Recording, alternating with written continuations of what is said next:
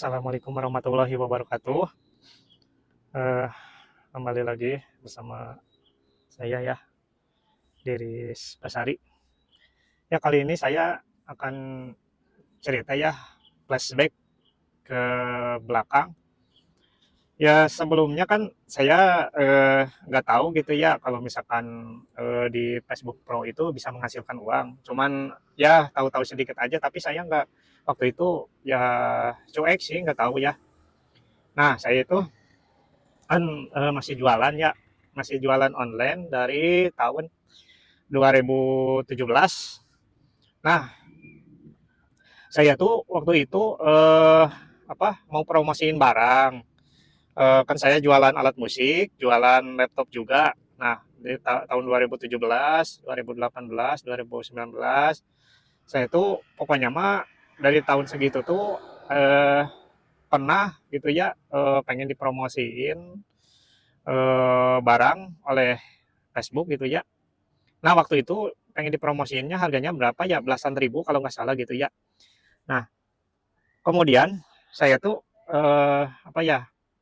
mau bayar, cuman nggak bisa ya. Nah, terus saya kesini sininya gitu ya, masih jualan. Nah, kalau misalkan FB Pro itu saya kan mulai ininya, mulai semangat kontennya gitu baru-baru ya, pokoknya mah tahun 2026 gitu ya, saya fokus FB Pro-nya. Nah, waktu itu saya tuh coba saya bikin konten gitu ya, pokoknya mah secara random, konten apa aja gitu ya pokoknya. Nah, dari situ tuh saya nggak tahu kalau misalkan konten saya itu udah ada yang FYP ya, ada sebagian gitu ya. Kalau misalkan FYP itu jangkauannya tuh luas, jangkauannya tuh bisa mencakup orang-orang yang belum follow kita banyak.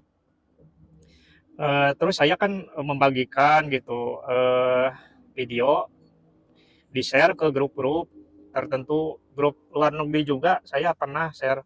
Sana ada orang India, orang Amerika yang nonton cuman sedikit gitu ya.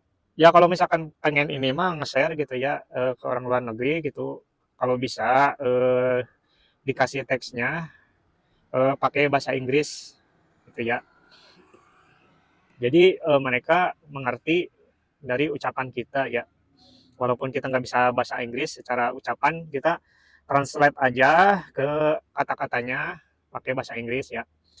Nah, kembali eh, ke berapa hari ke belakang kan saya tuh nggak tahu ya kenapa ada tagihan iklan sebesar 324.000. Nah, kok ada tagihan seperti ini gitu ya. Saya nggak ngerti. Ya waktu itu kan saya, ya seingat saya gitu ya, pernah juga saya menceklis ada yang kampanye, di situ tuh ada tulisannya tuh di iklannya. Nah, terus kalau misalkan di program yang dashboard itu mah kalau iklan itu tuh harus partner gitu ya, kerja kayak kerjasama atau joinan sama sama brand gitu ya, sama mitra-mitra yang punya barang gitu ya. Nah, kalau ini beda lagi kalau iklan ini, jadi iklan itu harus dipromosikan, tapi nggak boleh iklan ini tuh dinonaktifkan. Kalau misalkan dinonaktifkan, takutnya bermasalah ke monetisasi kita atau misalkan jangkauannya jadi kurang ya. Nah, seharusnya katanya tuh saya kan baca-baca di Google, jadi harus itu tuh harus dijeda. Nah, gitu. Nah, saya kurang mengerti juga, kayaknya sih harus pakai laptop kalau misalkan pengen menjeda iklan itu dari pengelolaan iklan. Kalau misalkan di handphone tuh susah nyarinya. Saya juga udah mencoba berkali-kali. Gitu ya susah, jadi harus pakai laptop. Ya, nanti saya mau coba pakai laptop untuk menjeda iklan gitu ya. Jadi penting juga iklan. Waktu itu kan saya sebelum monetisasi ya udah keluar ya, ada kemitraan berbayar. Nah, saya itu nggak tahu kemitraan berbayar itu sebenarnya kemungkinan aja iklan yang ke saya tuh ada tagihan sebesar 324.000, kemungkinan itu ya. Soalnya kemitraan berbayar. Tapi orang-orang yang udah sukses juga, yang udah banyak pengikut, dia itu ada video-videonya yang kemitraan berbayar. Oh, jadi seperti itu. Jadi mereka tuh orang-orang yang udah sukses juga dia bayar iklan juga gitu ya. Nah, kalau saya kan konten kreator pemula ya yang udah monetisasi yang baru gitu ya. Saya kurang mengerti gitu ya. Udah gitu kan saya penghasilannya belum ini ya, belum besar gitu. Kalau misalkan yang udah itu mah eh, yang udah sukses ya, udah banyak pengikut, udah 2 juta, 3 juta ya, itu dia eh, berbayar gitu ya iklannya. Nah, seperti itu ya teman-teman. Jadi harus hati-hati juga kalau misalkan eh, dicek dashboardnya. Kalau misalkan iklan tuh jangan dulu diaktifin kalau bisa mah. Nanti kalau kita misalkan udah punya penghasilan dari Facebook udah gede, ya baru aja kita aktifin gitu ya iklannya ya. Nah, sekarang-sekarang alhamdulillah saya tuh dari setelah monetisasi saya tuh dapat bonus juga gitu ya. Harus apa mengerjakan challenge 6 postingan gitu ya. Postingan terus disebar ke beberapa grup yang ditentuin oleh Facebook. Nah, alhamdulillah saya udah mengerjakan semua ya. Alhamdulillah dapat $1. Nah, sekarang ada bonus lagi, bonus tantangan challenge juga. Jadi saya harus mengerjakan 18 video reel dan nanti akan dibayar $13. Nah, seperti itu.